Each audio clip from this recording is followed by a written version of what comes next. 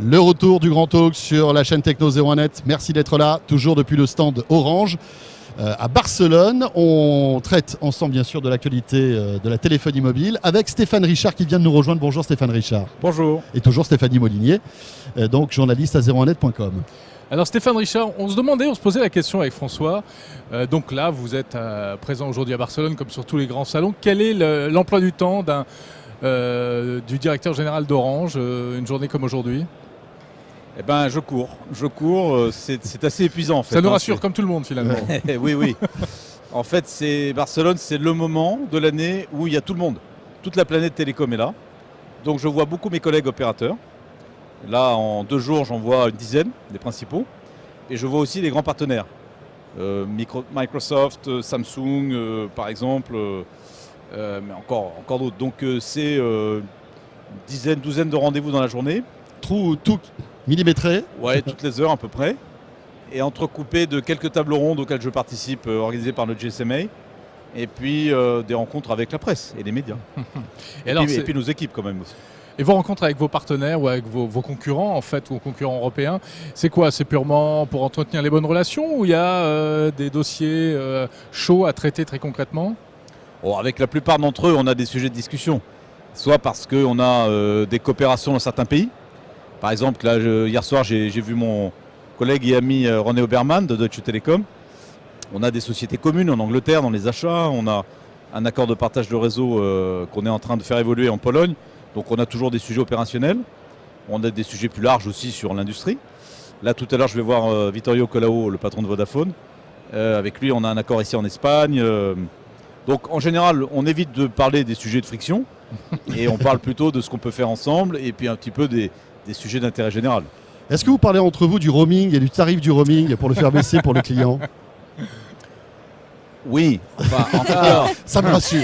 Oui. C'est un oui timide quand même. En tout cas, ce qui est clair, je crois, c'est qu'aujourd'hui, il y a eu une vraie prise de conscience de l'industrie que ce sujet du roaming nous a beaucoup desservi en termes d'image auprès des clients qui ont eu l'impression qu'on leur pratiquait des prix complètement délirants. Comment ça va se passer? Comment ça va évoluer à votre avis, tout ça? Il y a déjà des règles européennes qui rentrent en Bien vigueur, sûr. puisque les prix à l'intérieur de l'Union européenne vont baisser beaucoup, ont déjà beaucoup baissé et vont continuer à baisser. Et je pense qu'au-delà de ça, on va multiplier les accords transcontinentaux qui vont permettre d'abaisser considérablement les prix du roaming. Ça, c'est une bonne nouvelle. Oui. On sait d'ailleurs que vous seriez favorable à une espèce de marché européen des télécoms. Ça voudrait dire quoi concrètement? Aujourd'hui, en fait, il n'y a pas d'Europe des télécoms. C'est-à-dire qu'aujourd'hui, en Europe, il y a 27 pays avec 27 régulateurs, 27 autorités de la concurrence et en plus de ça, le niveau européen. Donc quand on parle de consolidation en Europe, on se lamente parce qu'à 140 opérateurs en Europe, il y en a 4 aux États-Unis et 3 en Chine. C'est dû, ça, très largement, au fait que l'Europe est totalement fragmentée et que donc les positions concurrentielles sont appréciées pays par pays. Vous voyez, aux États-Unis, vous ne vous demandez pas quelle est la part de marché d'ATT à New York, à Miami ou à Los Angeles. C'est global. Bon. Vous raisonnez de façon globale sur un territoire unique. Ça n'est malheureusement pas le cas en Europe. Et en Europe, on continue à regarder ce que pèse France Télécom en France, en Espagne, en Belgique, etc. Donc, c'est vrai qu'il y a un grand défi devant nous qui consisterait à finalement tirer toutes les conséquences de ce grand marché qu'est l'Europe en créant un espace sans frontières des télécoms avec un seul régulateur et un seul commissaire chargé de la concurrence qui vérifierait les positions concurrentielles et le comportement des acteurs, mais à l'échelle européenne, pas à l'échelle des pays par pays. Ça va faire plaisir à l'ARCEP, ça. Et ça, écoutez, peut-être pas, mais il faut savoir ce qu'on veut. Oui, non, bien sûr. Si on veut être un continent qui peut se comparer aux États-Unis ou à la Chine, on a 500 millions de consommateurs en Europe, il faut aller vers cette voie-là. Moyennant quoi, au lieu de 140 opérateurs, on n'en aura peut-être plus que 5 ou 6. D'accord. Stéphane Richard, en se baladant dans ces allées du Mobile World Congress, vous devez boire quand même du petit lait. Tous les constructeurs mettent en avant la 4G. La 4G, c'est génial. Le coût des mobiles 4G est en train de baisser. Voilà, il suffit d'ouvrir les vannes du réseau maintenant. C'est parti. Oui, je crois que le virage est bien engagé. Et donc maintenant, les opérateurs comme nous, en tout cas, on a clairement à cœur de développer le plus vite possible la 4G pour la rendre accessible au plus grand nombre. Donc je peux vous dire, on est vraiment décidé à mettre les bouchées doubles. On a déjà annoncé des objectifs ambitieux, mais je pense qu'on va encore les relever. Vous souhaitez accélérer le calendrier de couverture? C'est possible? Oui, on a, par rapport à ce qui était prévu il y a un an, on a déjà décidé d'aller 2 fois plus vite. 2 fois plus vite. Le nombre de sites d'antennes 4G qu'on va ouvrir en 2013, c'est le double de ce qu'on avait prévu il y a un an. Donc on va beaucoup plus vite. Deuxièmement, vous savez que la 4G en France, elle va se faire, pour l'instant, sur 2 bandes de fréquences, 2,6 GHz et 800 MHz. J'ai une petite question pour vous là-dessus. Oui, je m'en doute.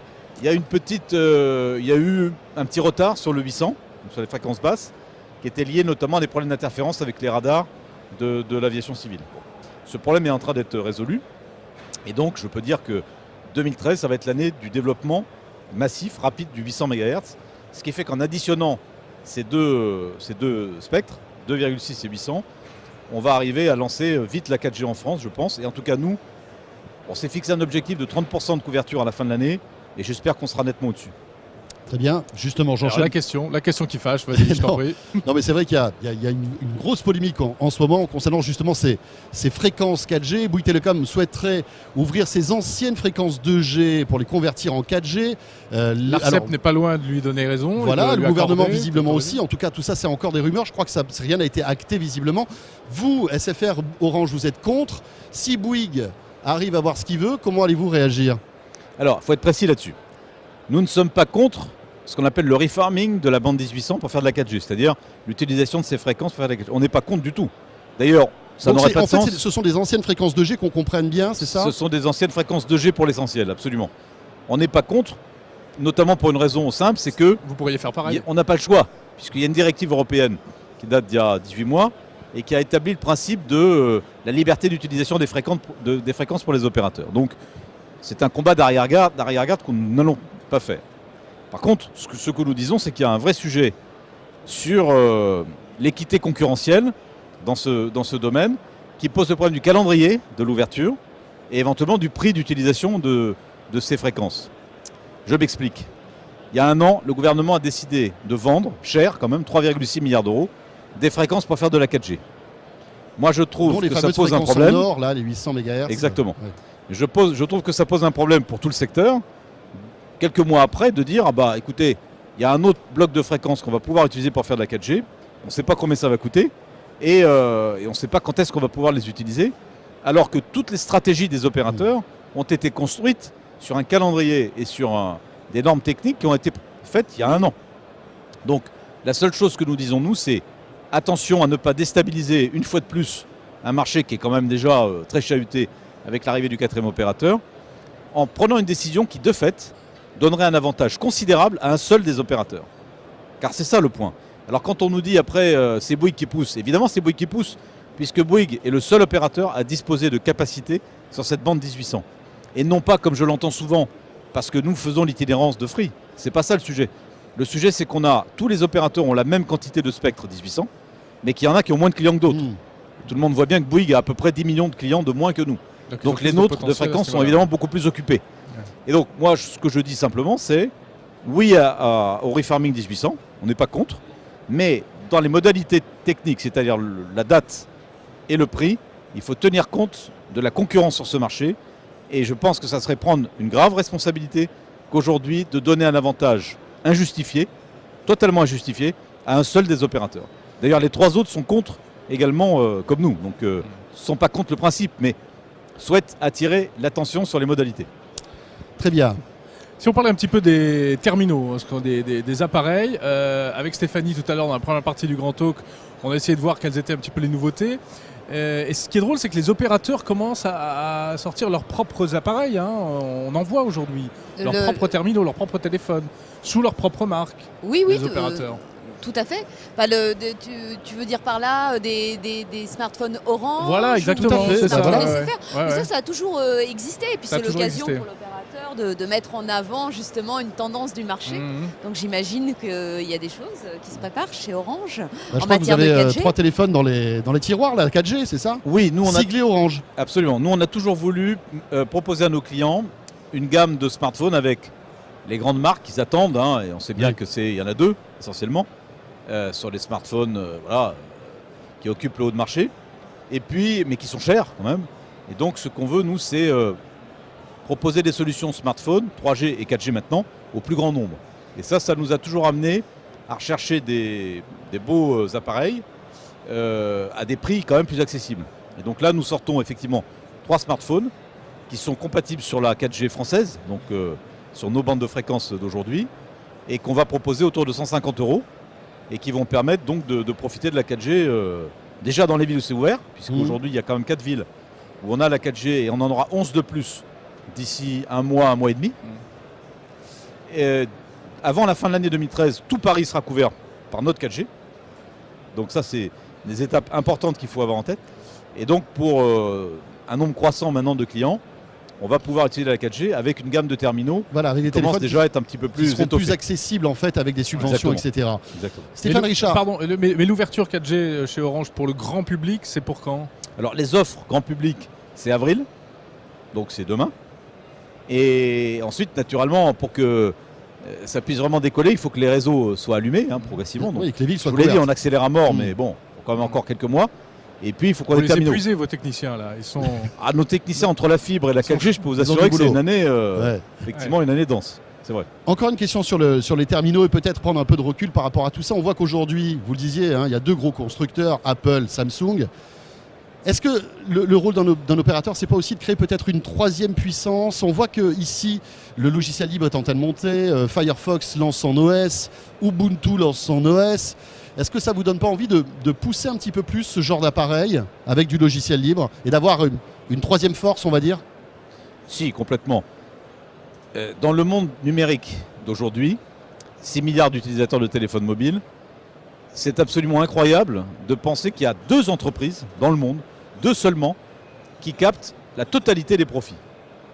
Elles n'ont pas la totalité du marché, mais plus de 100% d'ailleurs même des profits dans l'industrie des terminaux est assuré par 2 constructeurs, Apple et Samsung. Il le mérite sans doute. Si on rajoute à ça, oui, il le mérite totalement, non, mais je ne conteste pas ça. Si on rajoute à ça le fait que Apple, on le sait, développe un modèle qui est très fermé. Tout est conçu pour que, certes, le client soit heureux à l'intérieur du modèle, mais quelque part quand même un peu emprisonné. Que ce modèle fermé, comme tous les modèles fermés de l'histoire, est fragile. Quelle que soit la puissance d'Apple aujourd'hui, on le voit bien d'ailleurs depuis l'été où il commence à y avoir des fissures dans tout ça. Quelles vont être les prochaines générations? Est-ce qu'ils sont capables de renouveler continuellement leurs appareils, l'iPhone, l'iPad, etc. Vous pensez qu'ils sont capables de... pour maintenir leur suprématie? Vous pensez qu'ils sont capables justement de rebondir? Je ne sais pas, mais en tout cas il y a une question qui se pose, s'ils sont forts. Mais est-ce qu'on peut rester pendant des années et des années à ce niveau-là de suprématie technologique? C'est quand même un sacré pari. En face de ça, vous avez Samsung, qui est une entreprise exceptionnelle. Moi je suis toujours impressionné quand même de leur puissance. Ils ont un spectre technologique qui est beaucoup plus large, qui va des chipsets à la fabrication des écrans, des operating systems et tout. Bon, et donc, au-delà de ces 2 mastodontes, moi je crois que les opérateurs comme nous, on a vraiment intérêt à nourrir, à pousser d'autres acteurs dans l'écosystème. Mais il y a déjà eu des essais, vous aviez essayé de lancer un OS qui avait été avorté. Mais il faut toujours continuer. Donc il y a Windows 8 d'abord. Oui. Nous on est un des grands, on est un supporter quand même de Windows 8 avec Nokia. Nous soutenons aussi un autre OS qui s'appelle Tizen, qui est développé par Samsung, dans lequel il y a Intel également, et où on veut faire venir d'autres grands partenaires. Ce matin j'en ai parlé avec le patron de China Mobile, 750 millions de clients, qui je crois est assez intéressé à rejoindre un peu cette association. Donc voilà, les opérateurs continueront inlassablement à multiplier les efforts pour qu'il y ait au moins un 3e grand acteur dans l'écosystème. Ça pourrait être qui donc? Microsoft à votre avis? Ça peut être Microsoft, oui. Ça peut être éventuellement Tizen ou Mozilla, puisqu'on a eu une présentation sur Mozilla aussi hier. Mais c'est vital qu'on ne soit pas dans cette espèce de duopole entre Apple et Samsung. Et les constructeurs chinois, on en parlait tout à l'heure avec votre prédécesseur sur ce canapé, Huawei, ZTE, etc. Comment vous les voyez aujourd'hui? Ils sont très forts dans les équipements de réseau. Dans les terminaux, c'est plus compliqué. D'abord, ils font des pertes, les 2. Et ils ne font des terminaux que sous Android. Donc, ils ont cette vulnérabilité-là qui est de dépendre de l'operating system de Google. Donc, ils existent et c'est bien. Et c'est grâce à eux aussi qu'on peut avoir des smartphones moins chers. Mais ils n'ont pas la plénitude, disons, de la maîtrise technologique aujourd'hui de Samsung ou d'Apple. Parce qu'il leur manque quelques briques essentielles. Merci Stéphane Richard, merci de nous avoir accordé ces quelques minutes dans votre agenda barcelonais chargé. Je pars. Merci beaucoup. Merci beaucoup. Directeur général d'Orange, merci aussi à Stéphanie Molinier. Voilà, c'était le grand talk depuis Barcelone, depuis le stand d'Orange. Alors, je vous invite à aller sur la chaîne Techno01net pour voir tous les reportages qu'on vous a concoctés avec toutes les nouveautés de tous les constructeurs et les tendances de ce salon. À très vite. Voilà, salut à tous, on se retrouve dès demain, vous le savez.